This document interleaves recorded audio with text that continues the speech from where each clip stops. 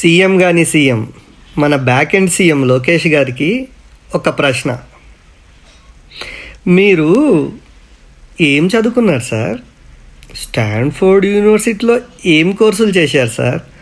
ఒక్కసారి మీరేం చదువుకున్నారు, మీరు పాస్ అయ్యారా లేరా, ఇవన్నీ మాకెందుకో డౌట్లు సార్. ఎందుకంటే మన డిప్యూటీ రోజుకొక కోర్స్ అదే అని చెప్తాడు కదా సార్.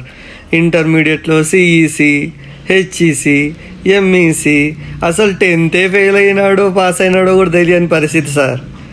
అందువల్ల మాకు కొంచెం డౌట్గా ఉంది. అసలు ఏం చదివినారు సార్ మీరు స్టాన్ఫోర్డ్లో? ఇంతకీ ఆ డబ్బులు మీకు స్పాన్సర్ ఎవరు చేశారు సార్?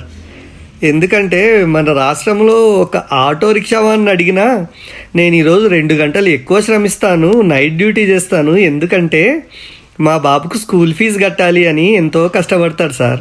కానీ మీ స్కూల్ ఫీజు స్టాన్ఫోర్డ్లో ఎవరు కట్టారు సార్? ఎందుకో సార్ కొంచెం డౌట్ ఉంది, మాకు చెప్పండి సార్.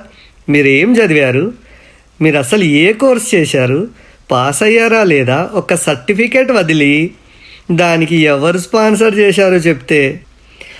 ఈ డౌటు మాకెందుకు వచ్చిందంటే మీరు ఎంతో విజ్ఞానవంతులని, అందువల్లే మీరు ఎడ్యుకేషన్ మినిస్ట్రీ తీసుకున్నారని మీరు చాలా గొప్పలు పలికారు కదా సార్. అందువల్లనే అసలు మీరు ఏం చదివారు సార్? డిగ్రీలో ఏం చదివారు, స్టాన్ఫోర్డ్లో ఏం చదివారు, ఎన్ని మార్కులు వచ్చినాయి, ఏమేం చదివారు, ఇవన్నీ మాకు తెలియాల్సిన అవసరం ఉంది కదా సార్. ఎందుకంటే మీరు విజ్ఞానవంతులైతే రేపు మీకు ఈ పదవి వల్ల రాష్ట్రానికి ఏమన్నా ఇంత మంచి జరుగుతుంది కదా సార్. జగన్ విద్యాధికుడు కాబట్టే ఇన్ని స్కూల్స్ను నాడు నేడు పథకం ద్వారా రినోవేట్ చేసి ఎంత మేలు చేశారు సార్. ఎందుకంటే మొన్న డిప్యూటీ కూడా విజిట్ చేశారు సార్ వన్ ఆఫ్ ద స్కూల్స్ని. డిప్యూటీ ఏమడిగాడు తెలుసా, ఇది పబ్లిక్ స్కూలా ప్రైవేట్ స్కూలా అని అడిగాడు సార్. అంటే జగన్ గారు చేసిన మంచి అక్కడ కనిపించింది సార్. అందువల్లే మీరు నిజంగానే విద్యావంతులైతే ఈ 6 నెలలలో ఏం చేశారు చెప్పండి సార్. మీరు పిల్లలకి ఏం చేశారు సార్ విద్య నేర్పించడానికి? ఒక మధ్యాహ్న పథకం పెట్టారా, భోజనం ఏం చేశారు సార్? నాకు ఒక్కసారి అంటే ప్రజలకు సార్, నేను ప్రజల వాయిస్ కదా సార్, మళ్ళీ నా మీద కోపగించుకోకండి సార్.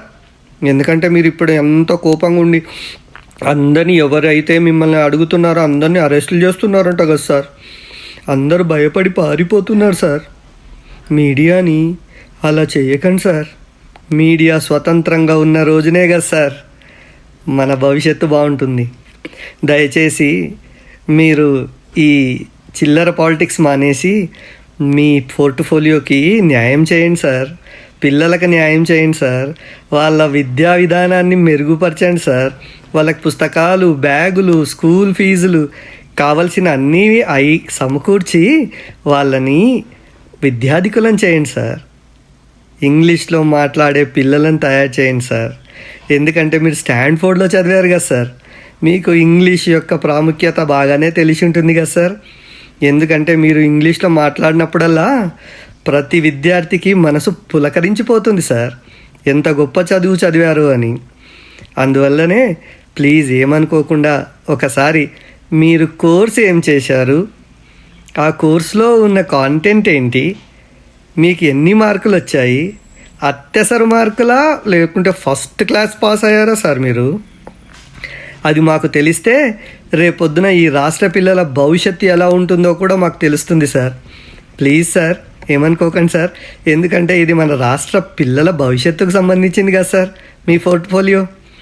ఎందుకంటే ఈ పిల్లలే కదా సార్ రేపటి పౌరులు. కాబట్టి ఈ పిల్లలు ఈరోజు బాగా చదువుకుంటేనే కదా సార్ రేపు మన ఆంధ్రప్రదేశ్ భవిష్యత్తు బాగుపడేది.